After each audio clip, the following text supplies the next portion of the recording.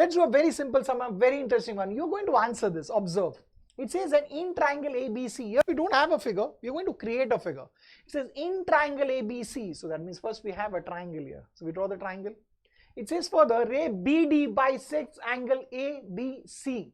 Now ray BD, that means the ray has to originate from B. So from B, there's a ray originating and that is actually bisecting this angle ABC. That means we are getting these two angles to be congruent.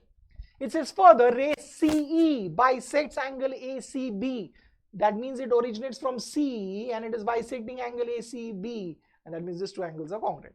It says further, if segment AB is congruent to segment AC, that means these two segments are given congruent, then prove that ED is parallel to BC. Now when we say ED, we are talking about the segment which is joining E and D.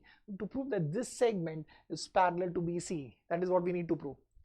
Always look at the two proof. From there you get the hint. Now we want ED and BC to be parallel. In a triangle, when will you get a side parallel to another side? We'll get a line parallel to a side provided we get the ratios to be equal. That means we need to get this ratio AE upon EB and AD upon DC. These two ratios to be equal, isn't it? Yes, that's the hint. So if we get that, you're getting the sum. Now how do we get that? To get that, we have to use the given information. Now in the very first information, we had BD as a bisector of angle ABC.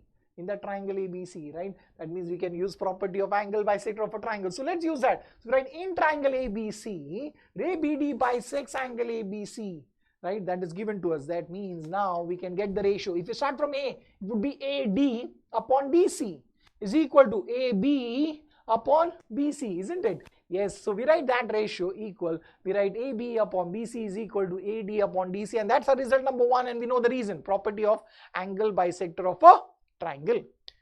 Now look at the next information which we have, which says that we have CA as a bisector of angle AC. Let's use that again. So we write in triangle ABC, the same triangle, we now write ray CE bisects angle ACB. Now the ratio would be, start from A, it would be AE upon BE is equal to AC upon BC, isn't it? So take that ratio now. So we write that AC upon BC is equal to AE upon EB, and the reason into bracket would be the same, that is property of angle bisector of a triangle. Was that easy? We got this. We are saying that in the hint we have already written we want AE upon EB equal to AD upon DC. Now look here, AE upon EB is here, AD upon DC is here. Now when will you get this and this to be equal? We'll get this to equal provided we get the left hand sides to be equal. Now look at the left hand side here. In the left hand side we have AB upon BC and here we have AC upon BC. The denominators are already same. We just need to get the numerator same. That means we are saying we want AB and AC to be equal. But tell me, do we have AB and AC to be equal? Do we need to prove it? No, because it's already given.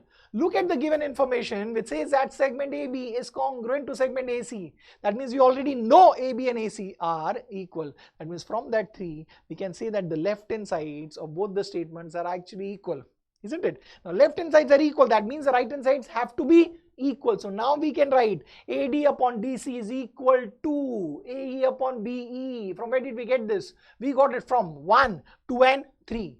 But remember, these ratios are equal in which triangle? In triangle ABC. So we write that in triangle ABC. We got these ratios equal. So now we can say that this line ED is parallel to BC, and we write there therefore segment ED is parallel to side BC, and into bracket we have the reason as converse of basic proportionality theorem. Was that easy? A beautiful sum, right?